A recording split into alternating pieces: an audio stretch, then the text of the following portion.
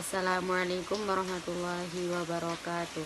Saya dari kelompok 4 atas nama Zarina Fatma, NIM 220110041, kelas 1B Prodi PIAUD.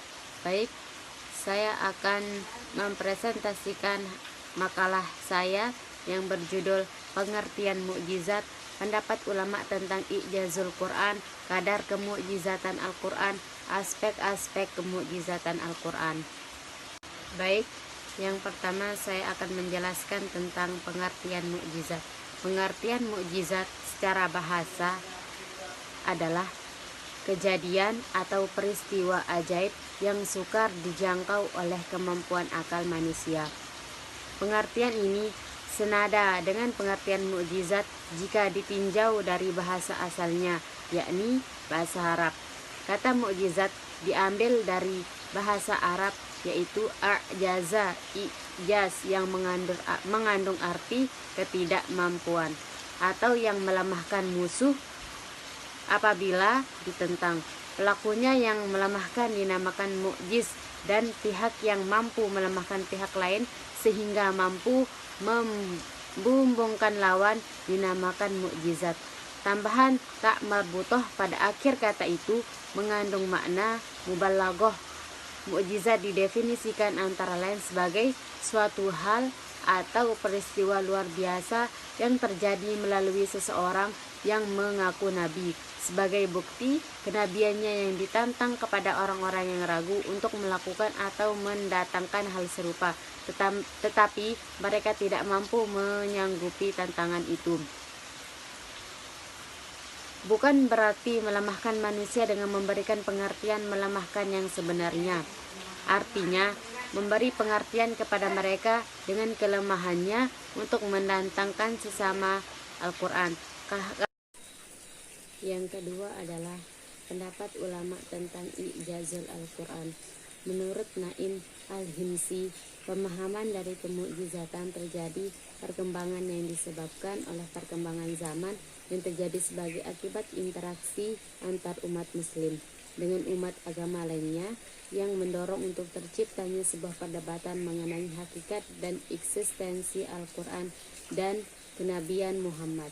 Meskipun secara ijma' ulama menyatakan bahwa Al-Quran merupakan mukjizat Nabi Muhammad SAW yang dibuktikan melalui ketidakberdayaan bangsa Arab pada saat itu dan menerimanya kaum Quraisy serta Arab secara menyeluruh mengenai ketidakmampuan mereka dalam menentang dan menandingi Al-Quran. Namun, eksistensi kemukjizatan Al-Quran sebagai landasan dalam aspek-aspek kemukjizatannya terjadi beberapa perbedaan dari para peneliti dan pengamat dalam setiap waktu dan tempat.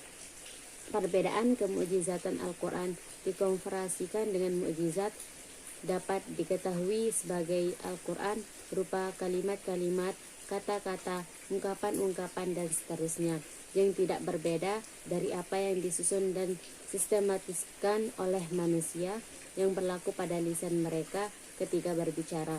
Oleh karena itu, di dalam Al-Quran terdapat interaksi langsung antara peneliti dan untayan serta ungkapan dalam Al-Quran. Yang ketiga adalah kadar mukjizat Al-Quran. Kemukjizatan dari sudut pandang pembawaannya hanya dapat menetapkan bahwa kandungan Al-Quran berasal dari sisi Tuhan. Adapun persoalan bahwa lapas-lapas bersumber darinya tidak dapat dibuktikan dan ditetapkan. Apabila disebutkan bahwa Nabi Shallallahu Alaihi Wasallam tidak dapat menghadirkan lapas-lapas ini dari sisinya atau redaksi-redaksi sedemikian ia gunakan, maka lapas-lapas dan redaksi serta susunannya juga bercorak ilahi. Kita akan berkata bahwa masalah ini kembali kepada permasalahan kefasihan dan elokuensi Al-Quran yang sejatinya adalah kemukjizatan elokuensi Al-Quran. Lalu kesimpulannya ia tidak dapat dipandang sebagai kemukjizat dari aspek pembawaannya, kecuali diklaim bahwa kendati kita tidak dapat menetapkan bahwa kefasihan tersebut mustahil bersumber selain dari Tuhan. Namun setidaknya bagi Rasulullah Shallallahu Alaihi Wasallam sedemikian mustahil adanya. Dengan bersandar kepada aspek ini dapat kita ambil kesimpulan bahwa lapas-lapas, redaksi-redaksi, dan susunan-susunan Al-Quran juga bersumber dari Allah Subhanahu wa Ta'ala. 4 aspek yang disebutkan terkait kemukjizatan kandungan Al-Quran yang dapat ditetapkan hanyalah corak ilahinya kandungan Al-Quran. Namun aspek kemukjizatan Al-Quran ini elokuensi dan bilangan menetapkan bahwa lapas-lapas dan susunan-susunan Al-Quran juga bersumber dari Allah Subhanahu wa Ta'ala. Demikian juga corak ilahinya, sebagian ayat yang bertautan satu dengan yang lain dan sejatinya yang membentuk satu struktur dapat ditetapkan. Di samping itu, bagaimana dapat dibuktikan dan ditetapkan bahwa pengumpulan ayat Al-Quran secara berurutan, meski tidak memiliki satu struktur dan mengemukakannya surah-surah dan juga pengumpulan, dan kemudian Al-Quran yang kini ada di tangan kita adalah berasal dari Tuhan. Baik, yang terakhir adalah aspek kemukjizatan Al-Quran. Aspek kemukjizatan Al-Quran semakin tumbuh berdasarkan pengamatan ulama, masing-masing ulama seiring dengan perkembangan zaman yang didasarkan pada ketentuan dan pedoman Al-Quran. Aspek kemukjizatan yang bisa dirasakan oleh umat manusia, khususnya umat Islam, adalah sebagaimana dikatakan pemikir dari Mesir, Fatimah Ismail. Dia mengatakan bahwa kemukjizatan Al-Quran berada pada rasionalitas yang dibangun di dalamnya. Artinya, Al-Quran mengajak dan memotivasi manusia agar senantiasa menggunakan akalnya melalui bahasa yang disampaikan Al-Quran. Hal ini dapat diamati oleh pesan-pesan ayat Al-Quran seperti, apakah kamu sekalian tidak berpikir? Apakah mereka tidak melihat entah bagaimana diciptakan? Apakah mereka tidak mengkontemplasikan Al-Quran? Apakah, dan seterusnya, mengajak umat manusia untuk senantiasa merenungi hal-hal yang terkandung dalam Al-Quran dan mengkonfrontasikannya dengan eksistensi alam semesta ini. Selanjutnya, menurut pendapat Mahmud Abbas Al-Uqad, aspek kemukjizatan Al-Quran berada pada seluruh ideal moralnya. Hal ini didasari pada falsafah Al-Quran atau keterkaitan Al-Quran dalam dogmatis akidah yang diperuntukkan untuk kehidupan manusia sampai kapanpun. Hal yang seolah senada dengan pendapat Abbas di atas dikatakan oleh Aisyah bin Sati, namun secara umum bin Syatihi berpendapat bahwa aspek kemukjizatan Al-Quran berada pada gaya bahasa yang dimiliki oleh Al-Quran, yaitu terfokus pada kesusteraan seperti memahami dan mengenali secara saksama huruf, lafal, karakteristik, gerakan, dan aksen yang terkandung dalam gaya bahasa Al-Quran. Aspek selanjutnya yang dikemukakan oleh bin Syati berupa aspek penjelas agar mengetahui rahasia-rahasia yang terkandung di dalam Al-Quran.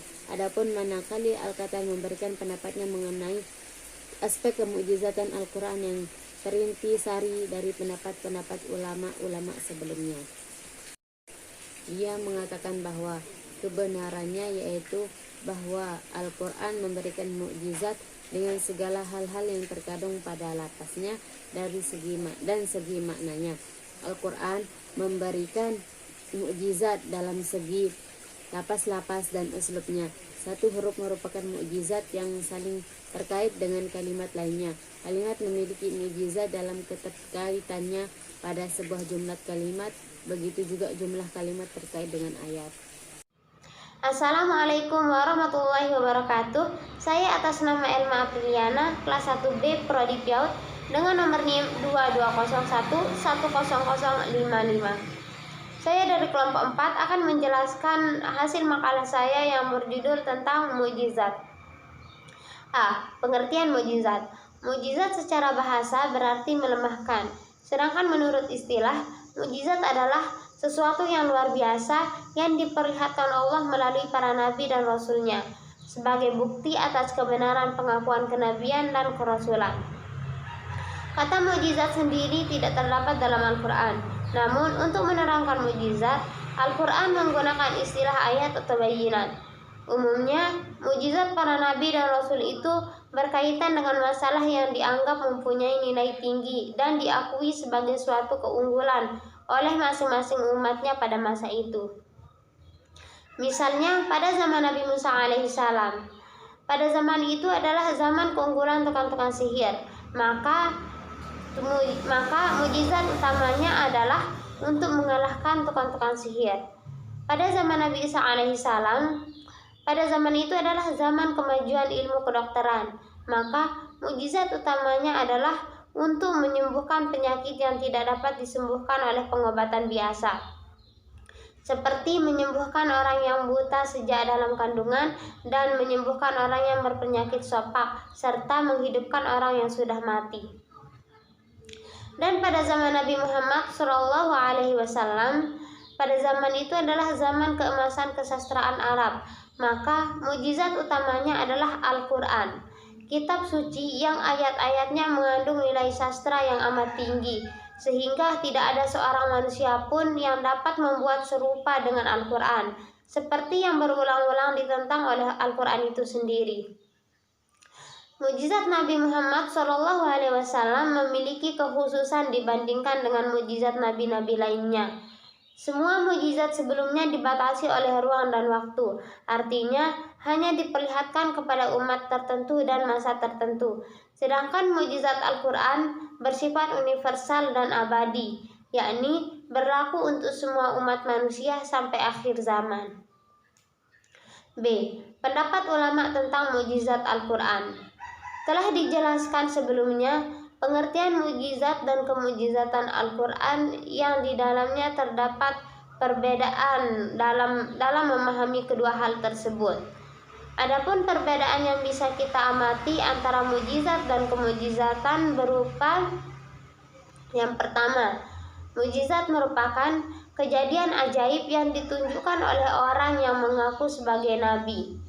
Sedangkan kemukjizatan Al-Quran mampu dipaparkan oleh siapapun yang bisa meneliti makna yang tersurat dan tersirat dari Al-Quran.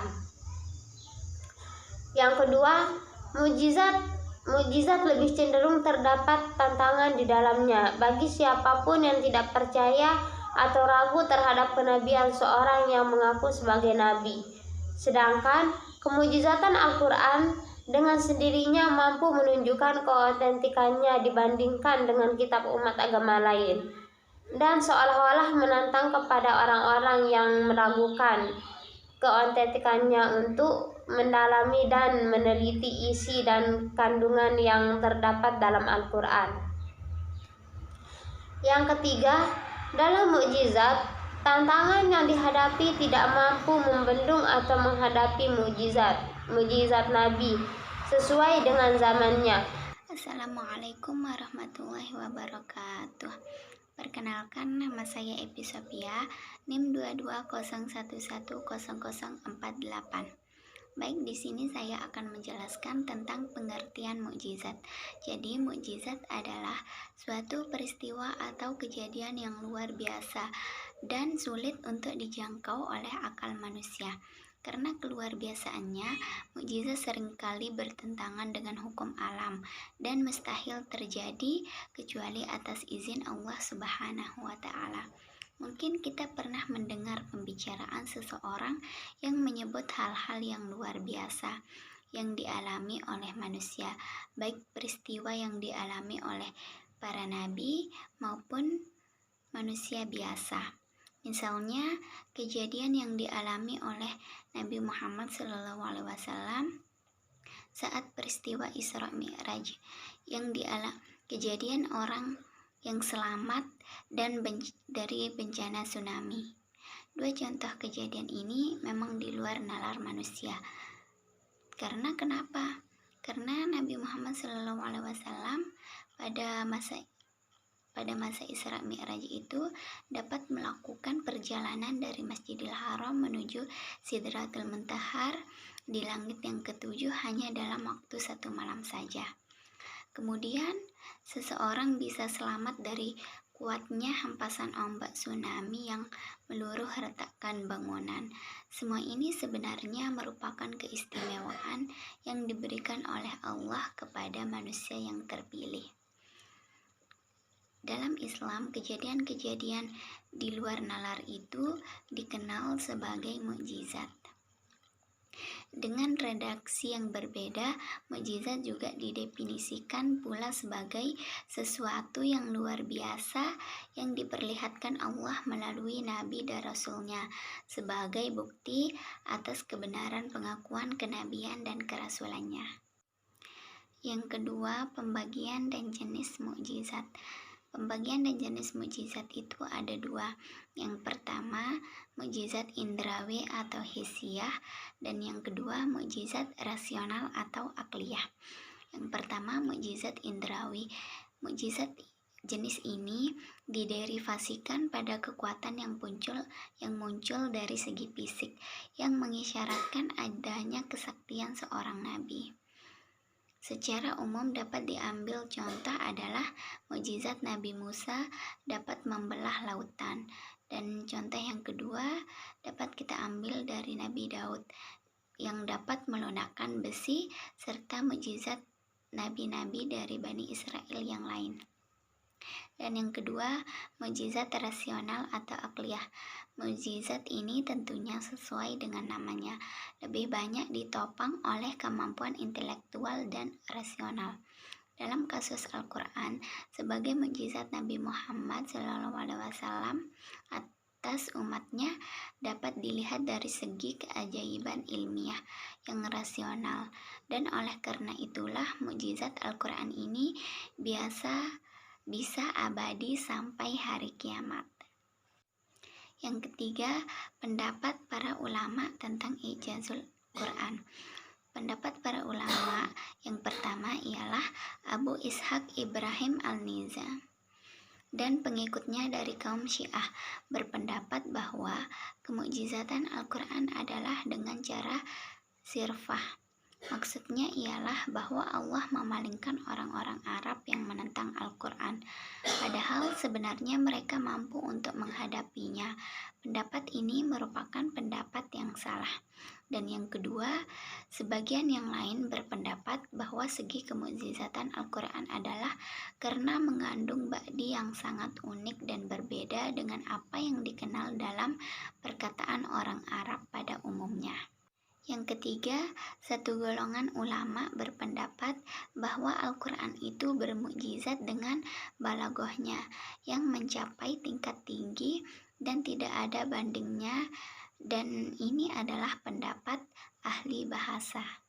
Yang keempat, golongan yang lain berpendapat juga bahwa Al-Quran itu kemukjizatannya terletak pada pemberitaannya tentang hal-hal yang gaib, yang telah lalu dan yang akan datang, yang tidak ada seorang pun yang tahu. Dan yang kelima, satu golongan berpendapat bahwa kemukjizatan Al-Quran itu terjadi karena ia mengandung berbagai macam ilmu hikmah yang dalam. Bismillah, Assalamualaikum warahmatullahi wabarakatuh. Perkenalkan, nama saya Salsabila Filhayati dengan NIM 220110045. Di sini saya akan menjelaskan materi tentang mukjizat dan kemukjizatan Al-Quran. Pengertian mukjizat.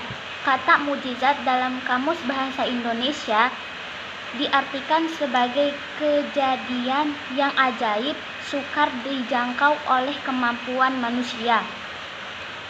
Menurut istilah agama Islam, kata mukjizat terambil dari bahasa Arab, yaitu ijaz, yang berarti melemahkan atau menjadikan tidak mampu. Ini terkait dengan kehadiran seorang nabi atau rasul di dalam menyampaikan ajarannya, seringkali mendapatkan pertentangan dari masyarakat. Misalnya, ajaran dianggap obrolan, bohong, dan dusta. Bahkan seringkali dianggap sebagai tipu daya sihir. Bahkan mereka mengatakan dia Muhammad telah membuat Al-Quran, lalu dikatakan bahwa itu dari Tuhan. Katakanlah, kalau demikian, maka datangkanlah 10 surah saja yang dibuat-buat yang menyamainya dan panggilan orang-orang yang kamu sanggup memanggilnya selain Allah. Jika kamu memang benar dalam tuduhan kamu, jika mereka yang kamu seru itu tidak menerima seruanmu atau ajakanmu itu, maka ketahuilah sesungguhnya Al-Quran itu diturunkan oleh ilmu Allah. Quran Surat Hud ayat 13-14. Unsur-unsur yang menyertai kemukjizatan. 1. Hal atau peristiwa yang luar biasa. Hal yang luar biasa adalah yang tidak dapat dipelajari oleh siapapun, serta hal yang dapat dilihat sehari-hari, seperti peristiwa alam. Walaupun terlihat menakjubkan, itu tidak dikatakan mukjizat. 2. Seorang yang mengaku nabi. Seorang yang mendapatkan keajaiban, bisa jadi orang tersebut diberi oleh Allah karena ketaatannya. Hal tersebut dinamakan kekeramatan, sedangkan dari keyakinan umat Islam bahwa nabi terakhir adalah Nabi Muhammad SAW, maka tidak mungkin lagi terjadi mukjizat setelahnya. 3. Mengandung tantangan terhadap yang mengaku kenabian. Tentu saja tantangan ini harus berbarengan dengan pengakuannya sebagai nabi, bukan sebelum atau sesudahnya. Di sisi lain, tantangan tersebut harus pula merupakan sesuatu yang sejalan dengan ucapan sang nabi. Yang keempat, tantangan tersebut tidak mampu atau gagal dilayani. Misalnya mukjizat Nabi Musa alaihi wasallam, yakni beralihnya tongkat menjadi ular yang dihadapkan kepada masyarakat yang amat mengendalikan sihir. Mukjizat yang begitu jelas ini benar-benar membungkamkan para ahli sihir yang ditantang oleh Nabi Musa alaihissalam, sehingga mereka tak kuasa kecuali mengakui kekalahan mereka. Mukjizat berfungsi sebagai bukti kebenaran para nabi. Keluar biasaan yang tampak atau terjadi melalui mereka itu diibaratkan sebagai ucapan Tuhan. Apa yang dinyatakan sang nabi adalah benar. Dia adalah utusanku dan buktinya adalah aku melakukan mukjizat. Cara memahami kemukjizatan Al-Quran. 1. Kepribadian Nabi Muhammad SAW. Pembuktian dari seorang nabi itu tidak dari kemukjizatannya saja, tetapi dapat dibuktikan dengan mengenal kepribadiannya, kehidupannya sehari-hari, akhlak dan budi pekerti. 2. Kondisi masyarakat pada saat turunnya Al-Quran. Pada masa itu bangsa Arab dikenal dengan bangsa jahiliyah atau bangsa yang bodoh karena sikap dan kebiasaan yang buruk. Perilaku tersebut antara lain adalah suka membunuh serta mengubur hidup-hidup anak perempuan mereka sendiri. Menurut mereka, jika dalam satu keluarga memiliki anak perempuan, maka itu akan dianggap aib serta beban dalam keluarga. 3. Bagaimana cara turunnya Al-Quran? Al-Quran diturunkan dengan dua cara, yaitu Al-Quran diturunkan secara lengkap pada malam Lailatul Qadar dari Lauhul Mahfuz ke langit ke dunia. Setelah diturunkan ke langit dunia, Al-Quran lalu diturunkan ke Nabi Muhammad secara bertahap. Selain itu, turunnya Al-Quran dibagi menjadi dua periode, antara lain periode Mekkah sebelum hijrah dan Madinah setelah hijrah. Al-Quran diturunkan pertama kali di Gua Hira. Selama periode Mekkah, ayat yang diturunkan tentang akidah, paham terkait keimanan dan tauhid dasar ajaran agama Islam. 2. Sedangkan selama periode Madinah berkait dengan muamalah hubungan manusia dengan makhluk sosial, syarat aturan dalam kehidupan Islam dan hukum Islam. Assalamualaikum warahmatullahi wabarakatuh. Perkenalkan, nama saya Putri Susilawati. Saya akan menjelaskan makalah saya yang berjudul Kemukjizatan Al-Quran. Dalam Kamus Besar Bahasa Indonesia dijelaskan bahwa kata mukjizat diartikan sebagai kejadian atau peristiwa yang sukar dijangkau oleh kemampuan akal manusia. Ada 3 unsur pokok mukjizat, yaitu yang pertama, mukjizat ialah harus menyalahi tradisi atau adat kebiasaan atau khairukun lil adah. Yang kedua, dari mukjizat ialah bahwa mukjizat harus dibarengi dengan perlawanan. Dan yang ketiga, mukjizat itu tidak terkalahkan. Pendapat ulama tentang I'jazul Quran. Yang pertama, menurut An-Nazam, kemukjizatan Al-Quran pada dasarnya bukan terletak pada kehebatan Al-Quran itu semata-mata, melainkan lebih dari dikarenakan sarpah atau proteksi dari Allah Subhanahu wa taala. Yang kedua, menurut Al-Murtada dari kalangan mazhab Syiah sependirian dengan An-Nazam, bahwa ijaz Al-Quran terjadi karena as-sarpah dari Allah. Kemukjizatan menurut persepsi ulama harus memenuhi 5 kriteria syarat, yaitu sebagai berikut. Yang pertama, mukjizat harus berupa sesuatu yang tidak disanggupi oleh makhluk sekalian alam. Yang kedua, tidak sesuai dengan kebiasaan dan tidak berlawanan dengan hukum Islam. Yang ketiga, mukjizat harus berupa hal yang dijadikan saksi oleh seorang pengaku membawa risalah ilahi sebagai bukti atas kebenaran dan kebesarannya. Yang keempat, terjadi bertepatan dengan pengakuan Nabi yang mengajak bertanding menggunakan mukjizat tersebut. Yang kelima, tidak ada seorang pun yang dapat membuktikan dan membandingkan dalam pertandingan tersebut. Kadar mukjizat.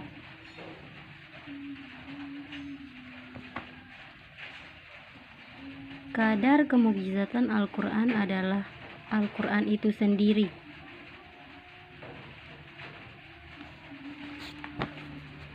Aspek-aspek kemukjizatan Al-Quran.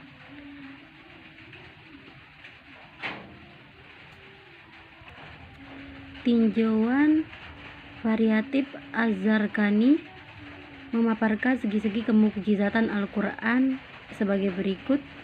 Yang pertama, segi kebahasaan dan tata bahasa atau usulubnya. Yang kedua, teknik penyusunannya. Yang ketiga, ilmu dan pengetahuan. Yang keempat, elastis pemenuhan atau penyesuaiannya dengan berbagai kebutuhan manusia. Yang kelima, kedudukan Al-Quran terhadap pengembangan ilmu pengetahuan dan teknologi. Yang keenam, kiat Al-Quran tentang al-islah atau persesuaian. Dalam hal ini, kepatutan ketetapan rangkaian kata dan kalimatnya. Yang ketujuh, kebenaran berita-berita gaib. Yang kedelapan, ayat-ayat tentang teguran dan celaan atau al-itab. Yang kedelapan, ayat-ayat tentang teguran dan celaan atau al-itab. Yang kesembilan, penurunan berbagai informasi yang telah lama dinanti-nanti. Yang kesepuluh, penampakan kenabian Nabi Muhammad SAW ketika wahyu diturunkan kepadanya. Yang ke-11, ayat-ayat mubahalah, keadaan saling mendoakan supaya dilaknat Allah ketika silang pendapat. Yang ke-12, ketidakmampuan Rasulullah Muhammad SAW dari kemungkinan mendatangkan ajaran lain sebagai pengganti Al-Quran. Yang ke-13, ketidaktertiban Rasulullah SAW dengan pembuatan Al-Quran dari sisinya yang manapun. Yang ke-14, dari sisinya yang manapun pengaruh Al-Quran tanpa kesuksesannya. Baiklah, hanya itu pembahasan makalah saya. Apabila ada kekurangan mohon dimaafkan. Wabillahi taufiq wal hidayah. Wassalamualaikum warahmatullahi wabarakatuh.